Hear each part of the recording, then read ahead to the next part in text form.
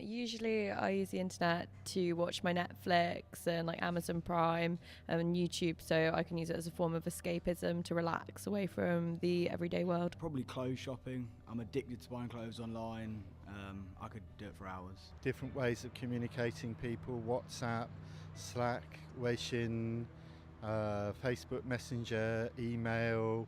I download stream music and I listen to it everywhere I go using my phone. Food shopping, so I use like Asda and stuff, and I order all my food online, and then it comes like a couple of days later, which is good because I don't like going into shops and doing food shopping. I'd rather just do it all online in the comfort of my own home.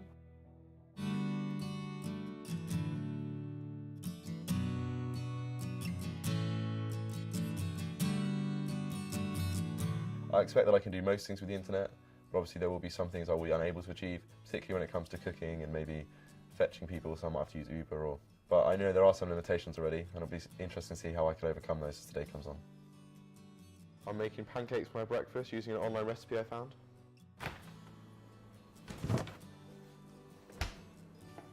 Using internet to cook has made my life more interesting, so I can cook more varied recipes. I don't have to go out and buy a book to do it. I can search and research new things online and maybe better use the ingredients I have available to make something. You can just Google something, you can find all the recipes online. You don't have to worry about going out to get a cookbook or flicking through it. You can just search for it and it's there straight away. I use Spotify all the time. I use it on my earphones, plug it through a speaker, while I'm in the shower. Yeah, I think it's easier now listening to music on the internet because you can have access to everything all at once. But now you can just search for anything, it's all there in one place. Costs you less now as well, so it's inexpensive. Because you say you pay like £10 a month, which normally would cost you like one CD in the past. Now it gives you access to pretty much everything. So.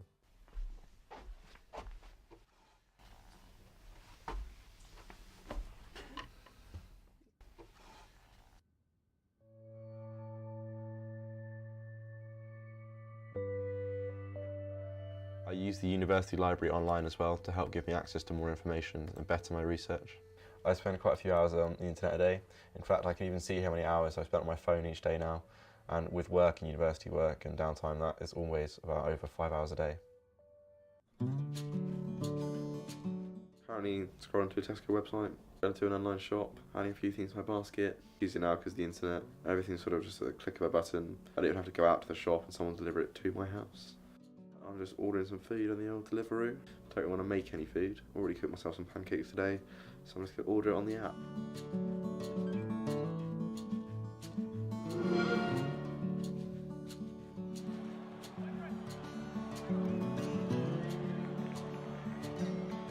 The apps I use the most would be like social media, examples being Snapchat, Instagram, Facebook. I also use the internet application, whether that be Safari, Google, things like that, just because it gives me really good access to the internet and I can search for things I need to know.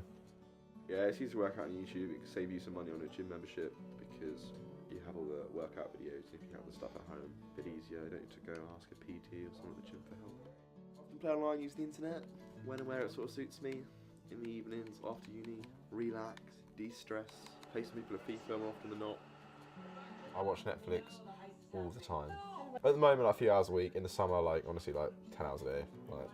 Thrown a wrench into your plans? Absolutely not. Just surprised because you have such a strong connection with Gina. I do think the internet brings people closer if they have access to it.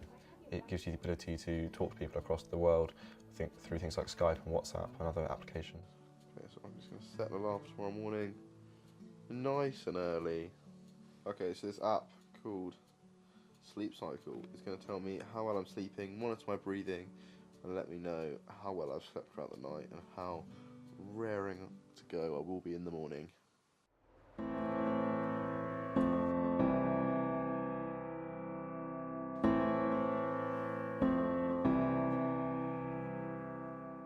I found this experience pretty eye-opening. Having to just use the internet and not being able to go outside to do things sort of made me think a lot more. But it's also eye-opening because I've been able to realise what I can do with the internet. I reckon I could have done this for a few more days, maybe even a week. But I think eventually I'd get quite restless, like I want to go outside, stretch my legs, get some fresh air, see the light. I think it would start to maybe have a detrimental effect if I'm not seeing people in face-to-face and socialising sort of in an open space.